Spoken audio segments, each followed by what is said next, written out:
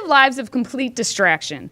Whether we have President Trump tweeting up a storm, conservative and contrarian voices being banned from social media platforms, or the one and only Jim Acosta counting the ways he loves himself, we focus our energies on trivial matters.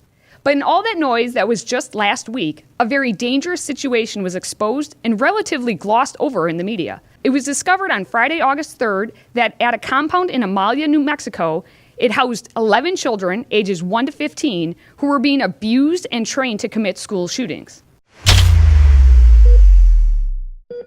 According to court documents released last Wednesday, a man led a group of 4 other adults in training children with assault rifles with the intent of shooting up schools. The children and adults were living in complete filth within a travel trailer buried in the ground, covered in plastic, with no water, no plumbing, and no electricity. The compound also contained a shooting range and a 150-foot escape tunnel. During the raid of the compound, there was a search for the man's 3-year-old son, who has been missing since December from Jonesboro, Georgia.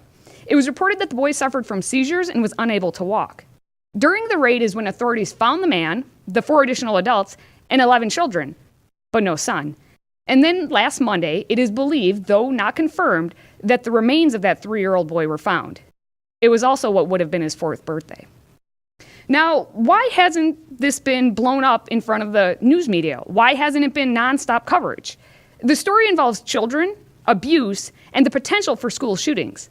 Society should be outraged, but instead, it's relatively silent on the issue.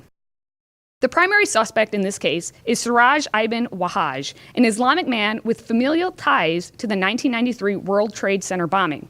Wahhaj's father, the elder Siraj Wahhaj, is an infamous imam from Muslim Alliance in North America, located in New York. While not charged with any crime, the elder Wahhaj came to the defense of Omar Abdel Rahman, who was the mastermind of the 1993 World Trade Center attack. In this case, Taos County Sheriff Jerry Ogriff said the 5 adults at the compound, including Siraj Ibn Wahhaj, were, quote, the most likely heavily armed and considered extremist of Muslim belief. So again, I ask, why is this not the main story being reported by all outlets? When other isolated instances of child abuse are learned, the media is all over it, and making the claim that clearly all families who homeschool their children are abusers. Think of the Turpin case from earlier this year. And if a lone gunman goes into a school, the media immediately blames the NRA and all gun owners.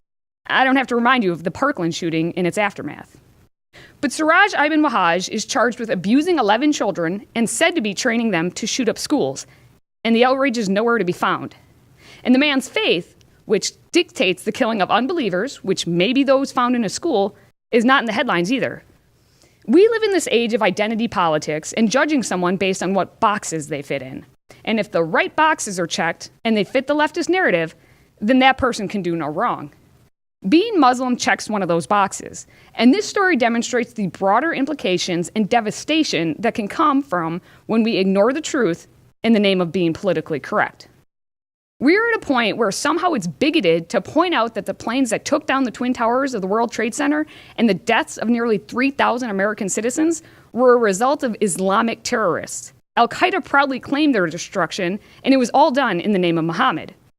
Now, it's been nearly 17 years since 9/11, and Sharia law is still the law being lived by these terrorists. Wahhaj literally was orchestrating a terrorist enclave and training another generation to shoot up schools. But because of the demographics of Wahhaj and the 4 other suspects, this story is not being brought to the attention of the nation with much effort. Our level of concern for this situation reflects our attention to stories that matter for life and death. How much did you know about this story prior to now? Compare this with how much you know about what happened with Trump's Hollywood star or about the politics of the first preseason football game. Which do you know more about? Our answers reveal where our priorities are as a culture, and unfortunately, I'm pretty confident that I already know the answer. Until next time, stay healthy, America.